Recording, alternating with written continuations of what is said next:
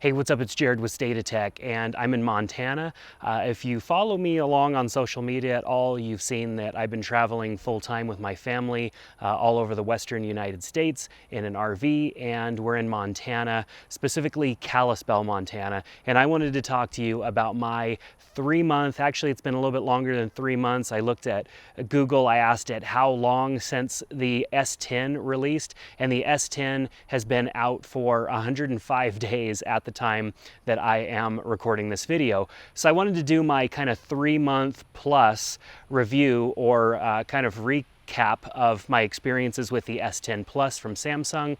You know, it's an absolute fantastic phone. I don't think that there is much that I could really say spec-wise and things just specifically to what is on the phone, the technology and all of that stuff, because so many people have talked about that. But I wanted to talk about my experiences because I have been using, prior to that, the Google Pixel XL, the Pixel 3 XL. I've been using that since it came out. Of course, I've had the iPhone XS Max, XS XX Max, whatever it is, for the whole time that it's been out as well. And so I've had several flagship phones that I've been using. And so why would I use one versus the other? Now, I know this might contradict things a little bit because, as you can see, I have an Apple Watch on and I am wearing that. I haven't been able to kick my habit of having the Apple Watch on, and my primary phone number is on the Apple Watch. Well, actually, it is on my iPhone and connected to the Apple Watch because I do like leaving my phone behind. And though I do have the Samsung watches, I have both the Active, the newer one, and also the Samsung Galaxy S watch, whatever it is, that does have cellular. But I just the Android or even the Samsung experience on the smartwatch just isn't enough for me to have the watch and want to wear the watch all the time. The Apple Watch kind of solves that. But hey, we're getting derailed here. Let's talk more about the S10 Plus. So of course this phone does have the 3 cameras, and I thought at first I wasn't really going to care so much about having 3 cameras. Maybe it's kind of getting gimmicky at this point to have so many cameras, but the ultra wide camera on here is absolutely fantastic. I love having it. Even though it doesn't have autofocus, sometimes you just need that ultra wide angle for a shot that you want to get. You know, maybe you're taking a group photo of some people in a tight place, or for example, I was with my family driving through the Boise National Forest, and we stopped off at these hot springs, and there just would have been no way for me to capture this photo within the area that we were in if I didn't have that wide angle on there. So being able to use that wide angle, I think absolutely is a necessity. I love having it, and if it didn't have it, I think I'd have less to say about this phone. So kudos to Samsung for adding that wide angle lens. As far as the cameras go, the cameras are great. Sometimes I do feel that the photos are a little bright or a little hot.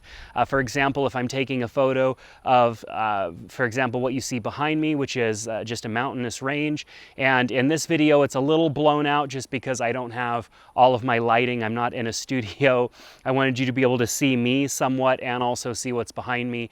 But the Samsung phone kind of does a little bit of what you're seeing in this video. It kind of blows out some of the areas to make sure that the dark areas are exposed enough to see what they are as well.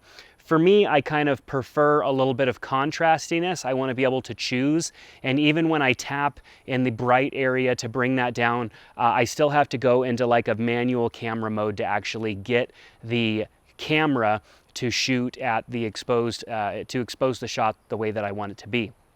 Now the phone itself is super snappy, and 3 months later using this phone, it is just as snappy as the day that I first started using it. That is the thing that has been a standout for me with this phone, is just getting around the phone, navigating it, opening and closing apps, moving through the UI of the phone is super fast. And I don't know what they did, if they just sped up the animations, they're using maybe some of this extra RAM to like preload, you know, different aspects of the phone or assets so that things just load faster. I don't know what they're doing, but they definitely are doing something right, because getting around this phone is great. Now, like I said before, I have had the Pixel 3 XL since it came out, and sometimes it gets a little jumpy, you know, and hangs on some tasks, and this phone has not done that once at all. Now this is the 512 ceramic black phone, so it is a little bit more expensive. I think it does have a little bit more RAM than maybe the more entry level, but from what I've heard, the experiences that everybody have had with this phone is that it's super snappy, whether you have the lower amount of RAM or the higher amount of RAM. Of course, when you get the higher amount of storage, like 512 to 1 terabyte of storage, you actually need more RAM to utilize that storage. A lot of people don't know, but actually having more storage on your device uses more RAM just to keep all of that going. So they put a lot more RAM storage or memory on the phone to compensate for all of that extra storage. So on this phone, I feel like I'm probably getting the best of both worlds because I've got a great amount of storage. Even though there's expandable storage and I could expand the storage with a 512 gigabyte micro SD card, I don't need to do that because I've got 512 gigabytes of onboard storage. And even the base model of this phone still comes with a lot of storage, much more than most people need. And yes, even though they still do give us that slot for the micro SD card, the storage is much slower. The access of that storage is way slower. Even if you get a fast micro SD card, it's still a lot slower than the storage that's on the actual device. I found that when I am saving things out to that storage, the external storage on the phone, even though I don't need to because I have the 512 gigs, by habit, I put a micro SD card in there and the storage seems, things just seem to be a little bit slower. For example, if I play back a video, a 4K video that I shot with the phone, on the phone storage, the video was stored on the phone storage, it seems to load and play back faster than if it's being accessed from the micro SD card. So think about that, depending on what you're wanting to do with the phone. That's not a limitation of Samsung at all. It's a limitation of the read and write speeds of micro SD cards in comparison to the memory that is built into your phone, hardwired right into your phone. So another standout thing from this phone is its battery life. It lasts forever, and it does have a large battery in it. The battery lasts a lot longer than my Pixel 4 or my Pixel 3 XL does, and the battery is on par, sometimes lasts a little bit longer than the battery on my iPhone does as well. Of course, like most Android phones, if you start doing any real heavy lifting with the phone, then it tends to drain the battery a little bit. I've been editing some video using the newly released Adobe Premiere Rush app on Android. It was available for I think about a year now on iPhone, but now it's available on Android. And using some of those like more graphic intense processes on your phone tend to drain the battery a little bit more, but that's definitely not specific to this phone, as it is just a generalization about battery usage. But overall, the battery has been absolutely fantastic on this. Now, the wireless charging, being able to actually like put something that has Qi charging on the back of this phone and charge is kind of, it was gimmicky at first. It was weird, but it actually ended up being something that I utilized quite often. I travel a few times for work, and now, of course, I've been traveling full-time with my family for the last couple of weeks, and we've got a good month and a half left of travel. And with that, I definitely find myself using that. I may forget to charge my earbuds, and maybe even they are AirPods. I was just going to pull them out, but I've got too many things in my pockets. Maybe they are AirPods. I'll pop them right on the back of this and charge them up. I can also charge up another phone a little bit. It's not the fastest charging, and yes, it does work on draining the battery on this, but hey, it's a backup. It's not necessarily something that you're going to need to use every day, but sometimes when you do need it, it's there, and you don't have to use cables. You don't have to mess around with trying to plug in somewhere. You could just get a quick little top off on maybe your earbuds or your, whatever you're using. I know when I got this, I got the Galaxy Buds with it, and the Galaxy Buds are absolutely fantastic, but sometimes I forget to charge them, set them right on the back here, charge them up to a usable percentage in a matter of no time, and I'm good to go again. So I've talked about the camera, I've talked about how the phone has stood up over the test of time of using it. I do have an Otterbox case on it right now. When I got the phone, I immediately went and looked for a case. There was very limited cases, but this Otterbox case has served me pretty well. So before I jump into the display and maybe a few little things that bother me about the phone, I wanted to talk a little bit more about how this has worked as far as how the phone unlocks. People have given this this in-screen fingerprint reader kind of a bad rap. And I found that I've actually had to go in a couple of different times and delete out my fingerprints and re-add them. Sometimes I've had some issues there. If I don't have my fingerprint just right in the correct spot, sometimes the phone won't unlock. And of course, after 5 fails, it asks me to wait, and then I have to type in my password, which can be kind of annoying. But having the Face ID unlocker, it's not Face ID, I know that's Apple's thing, but having the Face Unlock actually works best for me, I found. I know, some people say, oh, it's not as secure or whatever, but it works good for me. I like being able to just lift the phone up, it unlocks, and then I can swipe. Of course, the fingerprint is an alternate. I can put my thumbprint there, maybe in a lower light situation, or if I'm wearing sunglasses or something the phone isn't used to, I can unlock the phone that way as a secondary. So I utilize the fingerprint as a secondary and use maybe one of the others like the Face Unlock as my primary when unlocking the phone, and it works great every single time. So let's talk about the display. Now the display is absolutely beautiful on this phone. Samsung has had the lead in the displays for a long time. They make everybody else's displays just about.